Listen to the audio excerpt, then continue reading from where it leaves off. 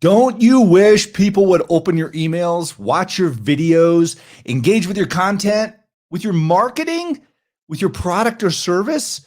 But all you hear are crickets? I mean, really, is that what your business sounds like right now? Is that what your marketing sounds like? Well, you shouldn't be hearing crickets in your business because you should be building engagement. So this week we've been talking about building engagement so you don't have to wish for engagement anymore. This week we started simple with making phone calls. We got into scalable electronic communication, otherwise known as email. We got really deep with video. Now we unpack one of the most important aspects of engagement. It's called copywriting. Copywriting. Let's talk about it.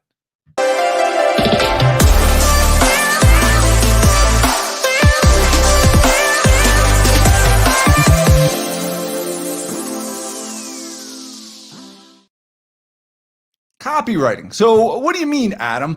Is it this little circle with a C in it thingy that we see at the bottom of our websites, marketing materials, whatever? No, it's not.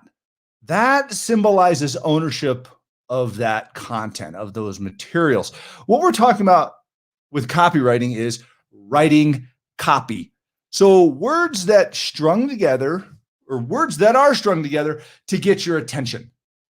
And what they do is they inform you of what your challenges are. They tell you where your problems are, and then they solve them and get you to take action. Taking action is actually known as a CTA. What we'll talk about is a CTA, a call to action. And I'm sure you've read or seen very well crafted emails, social posts, things like that. And you're like, whoa, I wish I could write like that. You know what I'm talking about? You look at something and you're like, man, that was interesting or super captivating. So that's what we're going to talk about here. How do you know it was great copy? And how do you write it yourself? Well, here's an easy test. When you read it, you feel one of two things. You either feel like you're being left out or you feel fulfilled by reading it. So it either could give you a bad feeling, that feeling of being left out, that feeling of, oh my gosh, I need an answer to this problem, or you're scared, obviously figuratively. It makes you wonder about something. You're looking for that solution. Or obviously on the positive side, you're in love with what they just said. You're in love with what was just said or seen. We talked a little bit about how that plays into video yesterday, but ultimately, boring does not get your attention, and boring doesn't move anyone. It's got to be one of these two extremes. Now, I'm not saying you go around throwing, fear mongering around or anything like that, but you need to uncover people's challenges. Don't waste their time. Help them. So here's a big thing to think about. A lot of people come to me with like features and benefits. Hey, check this out. They send me something and go, what do you think about this email? What do you think about what I'm saying here? And all it is a feature dump. They're just beating you over the head with how great they are. And they're using all of their favorite jargon to make themselves feel important because they know the science behind it and they know, the expertise of this particular thing. That doesn't excite anybody. People are like, whoa, some great words. You need to sway their emotions first. You need to get them excited or understanding that you're going to solve their challenges. And here's how we're going to do that. So let's get into copywriting. So there are lots of formulas out there. There are some very time-tested formulas on how to write copy. But I'm going to give you one that is very simple, and I want you to look for it out there. In fact, I even started with it. Problem, agitation, solution is what we're talking about today. PAS. This is one of the most simple copywriting formulas that exists. And I'll tell you why. We started with a problem today. How do you build engagement? You're not getting engagement. I played the cricket sound. You're like, yeah, how do I get that? You just told me what a challenge is that I have, Adam. And then you agitate it. And then you solve it. So let's break it down here. Problem. You bring people, basically the biggest challenge people have with X is this. So this is actually called something called the single most important question. When it comes to X, what is your greatest challenge? Well, you're just identifying that for them. So you can start with a survey ahead of time and figure out what is their greatest challenge, and then serve it back up and say, people with this challenge are struggling in this space. So, like, for instance, it could be in the housing industry, people who are ready to move up, who are sick of their small house, who don't want to sit across the table from their kids during homeschooling time and try and work, are wondering, how do I overcome this challenge? How do I create a great environment for my kids to learn and for me to work and my spouse, for us not to crash into each other while we're on Zoom calls working during COVID? And you identified a problem that everybody talks about. You want to know what those problems are? Go out and look around society a little bit and talk to people. What's frustrating them right now? Because that's really what we're doing, is we're finding those frustrations, what their challenges are, and how to solve them, because that's what we do, is we solve problems. So we've identified the problem. Let's go to the next step, agitation. So this is where you really kind of unpack that challenge.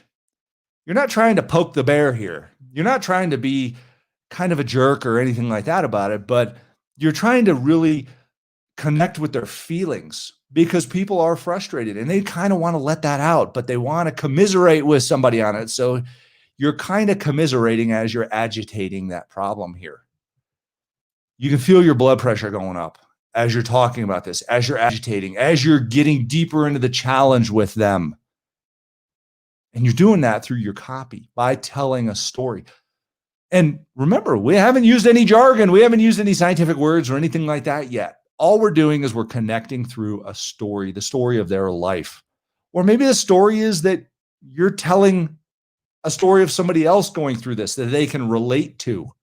Maybe you talk about meeting with somebody and they were telling you they had this challenge, and maybe you have this challenge as well. And then here's how far down this path of this challenge they went. So think about that. So we have problem, we have agitation. Maybe they're not feeling good about it. Maybe they're lonely. Maybe they're frustrated. Like no one cares. Nobody's listening to them. They don't know how to share this with people. So think about that. And here's where we go into the great part, the solution. The solution. In comes this solution in an amazing manner. It's taking the field. It's going to solve your problem. I think I have some music for this too. Here, let's play this one. So here comes the solution. We're getting to the solution here. And it's you. It's you helping guide them through this solution. It's the knight coming in to save the princess. This is you helping them through their struggles, solve the problem, empowering them in the process with your experience, your wisdom, your expertise, your product or service. It might be that you sell ice scrapers to scrape the ice off your windshield in the wintertime, but how elaborate can you make that? And there are a lot of really interesting advertisements out there you can take a look at and see, how did you make, the fact that I don't have like an extra battery for my phone at the airport such a huge problem for me. I've only been to the airport a few times this year, but I'm thinking, I don't want that problem. I've had that problem before, because they made it a big problem. They agitated it, and then they solved it by selling you their little battery pack that goes in your luggage or something like that. So there's all sorts of ways you can look at this, but ultimately, people don't want to have their challenges. They want you to solve those challenges for them and give them a reason to be happy, fulfilled, past that challenge. And they fear loss. They fear loss. People want you to identify their challenges and stop those challenges. Challenges are potential losses. They're potential losses. They may have felt lost before in this. They may have, it's like you need a taller ladder because you can't reach that light bulb. You frustrated yourself in the past. That was the loss. The light bulb's still burnt out. Solve the problem. Take away that loss. Take away that frustration. Frustration is loss. So what are we doing here? We're not selling. We're not selling to them. We're helping them. Life is about helping people. So you're going from selling to helping is what you're doing. You're identifying a challenge and you're helping somebody do something. Do they buy your product or service as a result? Do they affiliate with a group or something like that as a result? Yes, they do. Everybody has this realization that generally things that bring value to you cost something in life. So, how do you help them and make them want to make that purchase? It's through good copywriting. Good copywriting. That's the solution here. So, I'm going to give you a few bonuses here as well. I touched on a few of these. A couple bonus ideas. One, avoid jargon. Don't put jargon in your marketing, in your videos, in your emails. Don't call somebody up and throw a bunch of jargon at them. I was talking to a friend of mine who does a lot of sales in the medical space, and he threw all sorts of jargon at me. I'm like, that means nothing to me. He goes, well, you're not a doctor. I go, the doctors don't want to hear it either. They want to know how you're helping their patients. Don't use jargon. He stopped using jargon. Boom, sales accelerated. Here's the other one. Be conversational. Be conversational. Talk to somebody like you're talking to a friend. You're sitting there having a drink or over lunch or whatever it might be, and you're like, hey, have you thought about that? You'll notice really, really good copywriting is conversational. It makes somebody feel like they're conversing with you. And then the next one, this is big. Have a good subject line. Have a good subject line. I want you to watch for these things. Watch for these things.